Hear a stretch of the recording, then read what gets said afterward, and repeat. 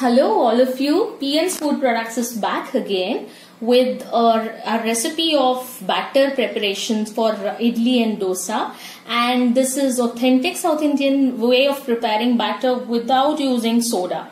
So let's begin. To begin with, I am using here 3 cups of rice. 3 cups because I am going to make idli, so I want softer idlis, and that's why I'm using 3 cups.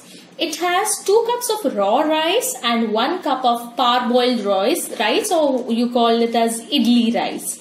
To this goes 1 tablespoon of methi seeds, which helps in fermentation. So please, and also very good for stomach. It's very good for all grown-ups and children as well. So do add methi seeds as well. Then comes urad dal. So 1 cup urad dal I have taken, and I have taken 1 cup of jada poha, which is also called as puffed rice. Now, because I'm using jada poha, that's why I will be soaking it along with urad dal. If you prefer to use patla poha, then in that case, just 1 to 1.5 hours before grinding this lentil, you can add it, soak it, and together you can grind it if it is patla poha. But for jada poha, you have to soak it together. Alternatively, you can also use leftover rice. You can also use sabudana, that again half cup or 1 cup according to the ratio. Here, as I said, because I'm going to prepare idli and I want softer idlis, that's why I'm using the ratio of 3:1:1, whereas 3 is my 3 cups of rice, 1 cup of urad dal and 1 cup of jada poha. However, you can also make it as 4:1:1, where everything remains the same here. But here, instead of 3 cups of rice, I am using 4 cups of rice, in which 1 cup will be my idli rice or parboiled rice, and 3 cups will be my raw rice. Okay, that also gives out very good idli along with the dosa and uttapa. 3:1:1 ratio also gives out very good dosa and uttapa and a much more softer idli. So that's why I'm using 3:1:1. What I'm going to do now is wash this rice and urad dal separately nicely under tap water for 2 to 3 times. And then once I wash it very cleanly and remove all the dust, I will soak them. I have washed both of these rice and lentils thoroughly around 3 to 4 times under tap water, and with clean water now I have soaked them. Soak rice and lentils both enough, because after some time they start rising, especially lentils, they start rising up. So soak both of these in enough water for minimum of around 3 to 4 hours and maximum overnight. So I'm going to store it for... It's almost 8 hours now, and the rice and urad dal have soaked nicely. First, what I'm going to do is add water to this grinder, and I'm going to add rice first in this grinder. Get it ground nicely into a fine paste. Post that, I'll remove it and transfer it to another vessel, and then I'll grind urad dal in it in the same grinder. But I'll be grinding both of them separately and then mixing both of them together in one vessel, and then we'll whisk it. Okay.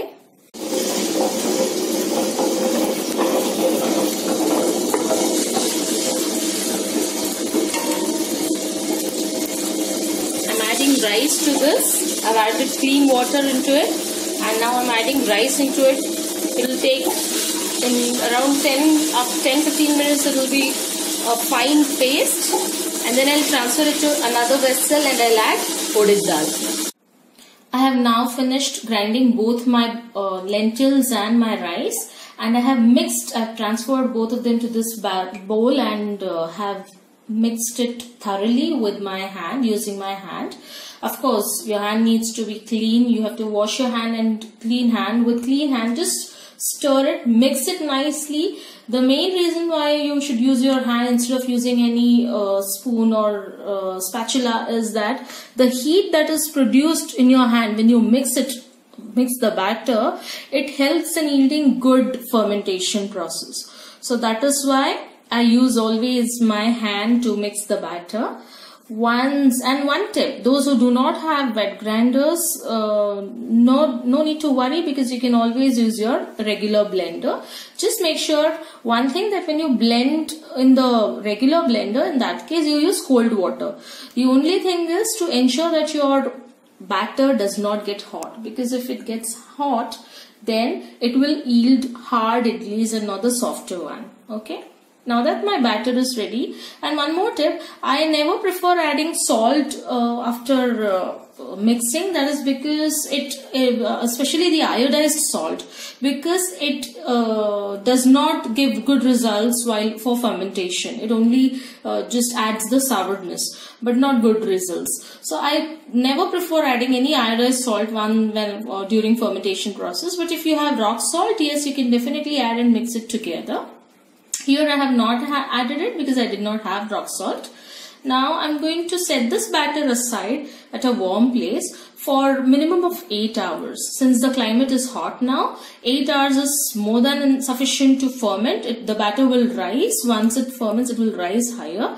So that is more than enough. So after 8 hours, we will start making our idli and dosa. So today morning when I opened the lid, this batter had fermented until here. I mixed it nicely. So this is my well fermented batter. Added salt in it and again whisked it with the ladle. Now what I'm going to do is, I have applied oil on these idli vatis and I have kept the idli steamer on gas so that it heats in the meanwhile. And I will put batter in these bowls now. I have already applied oil to them so that they come out easily once they steam. So now what I'll do is put a little bit of idli batter.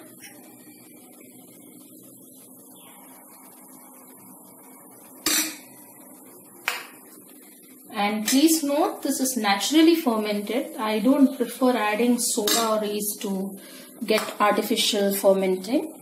So whatever softening happens with natural fermentation itself, which is really very good for health. Whenever we ferment things naturally, give their own time to ferment, they come out very nicely and they're really good for gut health as well.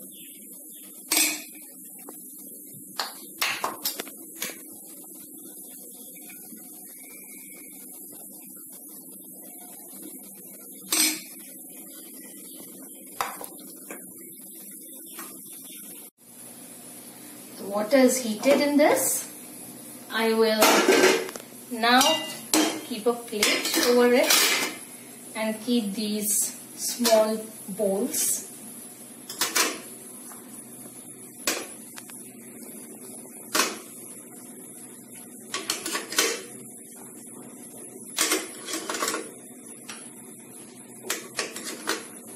I have placed the bowls filled with idli batter. Now I'm going to close the lid and turn the heat to high. I'm now going to steam idlis for around 10 to 12 minutes.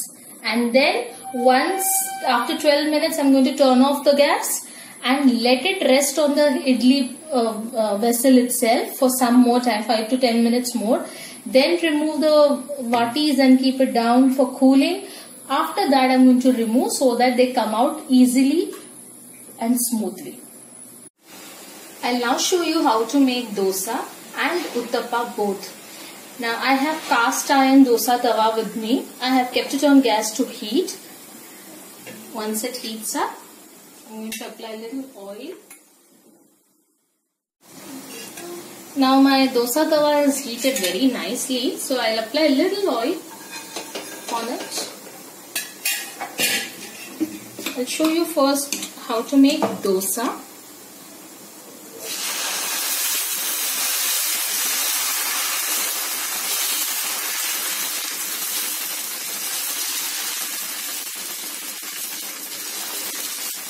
You have to put little batter in the middle and then spread it outwards always. See the holes. Can you see the holes coming out nicely? This shows that the batter has fermented very nicely. I'll now close the lid.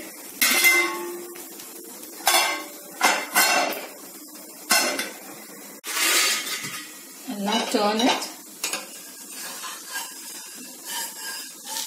It has become nice, crispy and brown on the other side as well.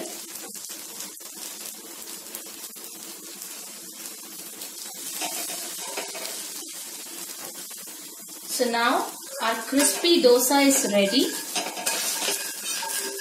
Just remove it on the plate. Now we will see how to make uttappa with the same batter with which we made softer idlis and crispy dosa. My tawa is hot. I'll add little oil to it.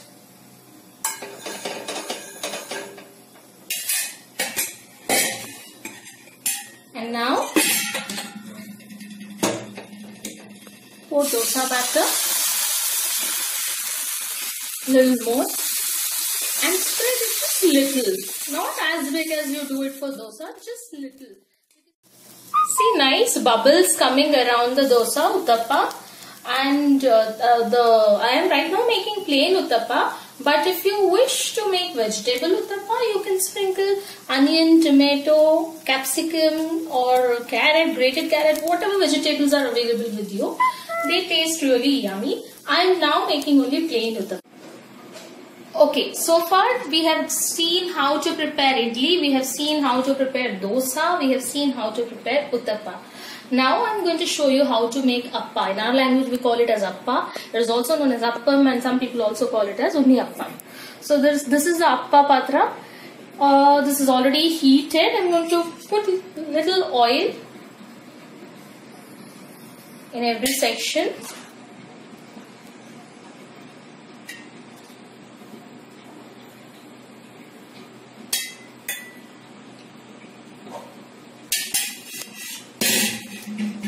And now pour the batter.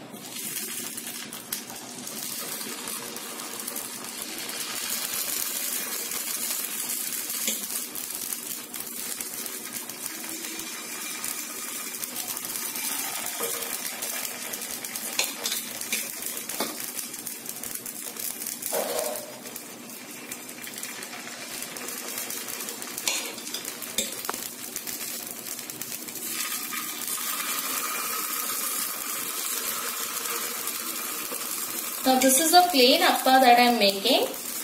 You can also add grated carrot, onion, tomato, capsicum in the batter and prepare. That will be vegetable appa. So this one that I am making is a plain appa. Let's keep the lid closed for 5 minutes and then we'll turn. My appa is cooked in one side nicely. Can you see the bubbles? Little bubbles coming up. They are looking very nice. So they are ready from one side. I am going to turn it, flip it the other side.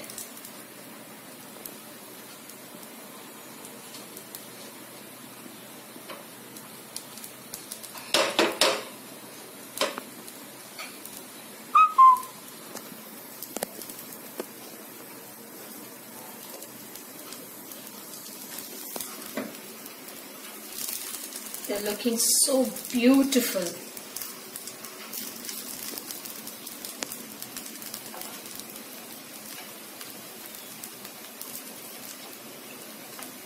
Now I'm again going to close the lid for another 2 minutes and then they are ready to eat.